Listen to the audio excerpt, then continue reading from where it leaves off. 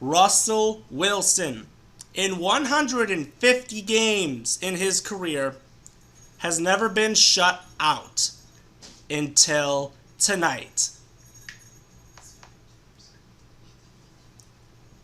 How about that? Right about now, the Funk Soul Brother. Check it out now, the Funk Soul Brother. Right about now, the Funk Soul Brother. Check it out now, the Funk Soul Brother. Right about now, the Funk Soul Brother. Check it out now, the Funk Soul Brother. Right about now, the Funk Soul Brother. Right about now, about now, about now, about now. What's poppin', y'all? It's your man, Clubboy Bells. Welcome to another episode of Wisco Sports. How about that performance by the Packers defense? Probably one of the best performances by the Packers defense in a very, very long time. We just shut out the Seattle Seahawks, and for the first time, Seattle has not been shut out in a game since 2011. This is the very first in Russell Wilson's career. It always seems that Russell Wilson just plays like trash in Green Bay. I don't know why, or really just in Green Bay in general, he just has never played good against us. I don't know what it is. I swear, where is kryptonite? And I have no idea what is going on. I mean, 150 career games, regular season games. He hardly has missed any games until obviously this year when he dislocated his finger. But he's never been shut out. It's insane. Personally, I gotta give so much credit to our defense for probably pulling out one of the best games I've probably ever seen. I mean, looking at this Packers defense, we faced Kyler Murray, Patrick Mahomes, and Russell Wilson in a span of 3 weeks. Over these past 3 weeks, their combined stats are 62 out of 110. That's like 56 passer rating and 601 yards, 1 total touchdown, and 4 interceptions. I think that's absolutely championship level play. 0 points allowed in the last 6 quarters for the Packers. It's just unbelievable how much our defense has improved, and you gotta give so much credit to Joe Barry. It's crazy, because the special thing is no Za'Darius Smith and no Jair Alexander. Of course, the 2 best players on the defense. It's insane how much improved they are as a team.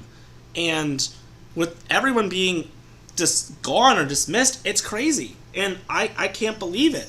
I mean, I absolutely can't believe it.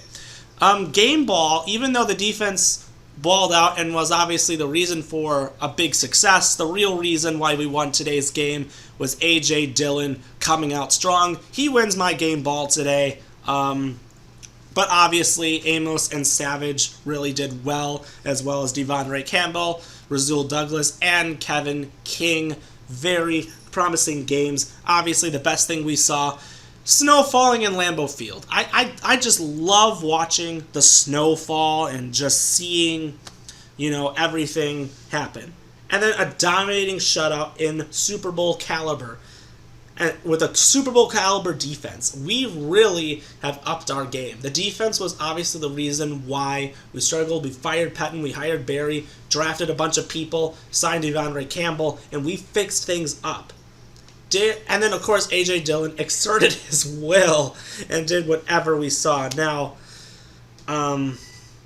here's the thing. The worst thing that we did see today, before I go over game stats, the worst thing that we did see today was more injuries. We already lost Robert Tonyan to the year as he tore his ACL, but there is more unfortunate bad news. Now, I'm hoping David Bakhtiari is back next week, because I'm assuming he will be, because he was finally activated from the PUP, but he did not play just for safety reasons. I feel like they don't want to put him in unless they have to. The worst thing we saw was injuries, and we saw 3 big injuries. Now, Whitney Mercilus was as soon as he got injured, he was out of the game, which was just unfortunate, but I'm hoping it's nothing serious, because if we picked him up, that would be absolutely for nothing.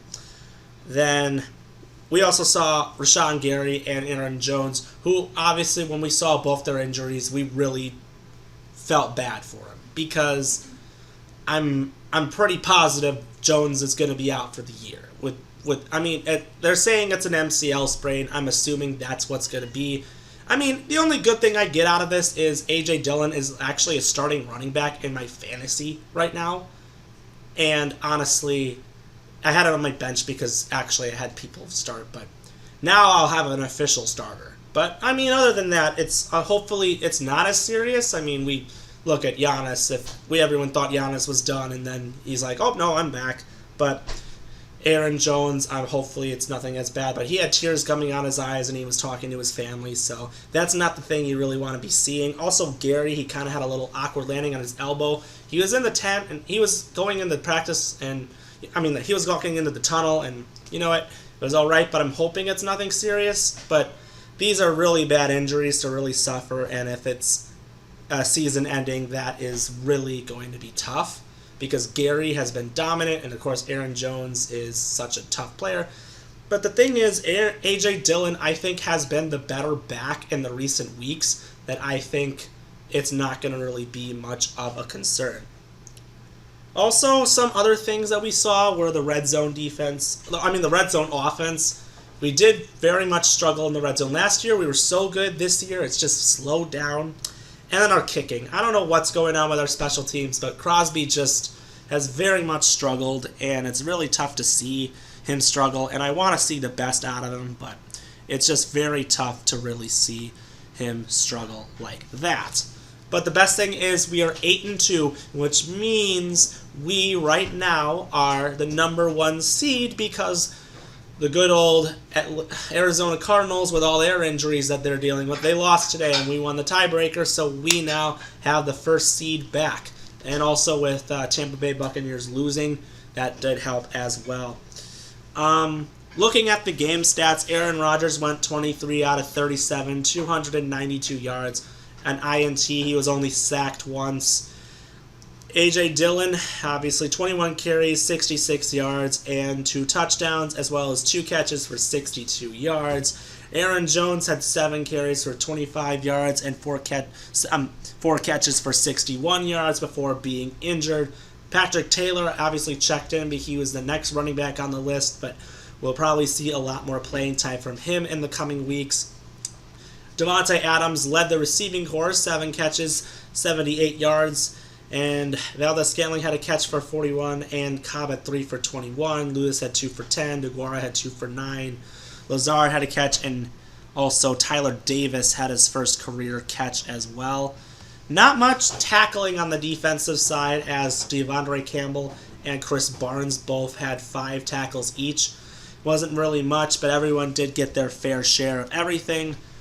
Adrian Amos and Kevin King were both the ones that made interceptions, so Kevin King finally getting an interception was pretty big. Both those interceptions actually occurred in the end zone, which was interesting. Mason Crosby went 1 out of 2 on the day for field goal, and Corey Bolaquez had 3 punts for 140 yards, one of those being in the 20-yard line. For the Seattle Seahawks, Russell Wilson, 20 out of 40, 161 yards, 2 interceptions, and 5 carries for 32 yards.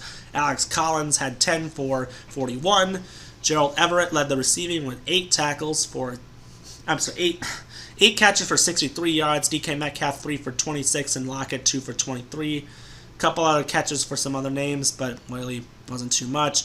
Brooks had 13 total tackles. Jamal Adams had 11, and an interception for the Seattle Seahawks, and Bobby Wagner had 8 tackles, and really a lot of tackles for him. And Michael Dixon had 6 punts for a total of 274 yards, 4 of them all in the 20. He had a good day punting, but everyone had a good day punting. And the Packers, they shut out their opponent, which honestly is a big deal. Other news on sports, we play the Minnesota Vikings in Minnesota next week. That's going to be a very, very, very tough game because that is a very tough place to play. I swear we've been on the road too much, but it's whatever it is. Minnesota beat the Chargers earlier today at 27-20.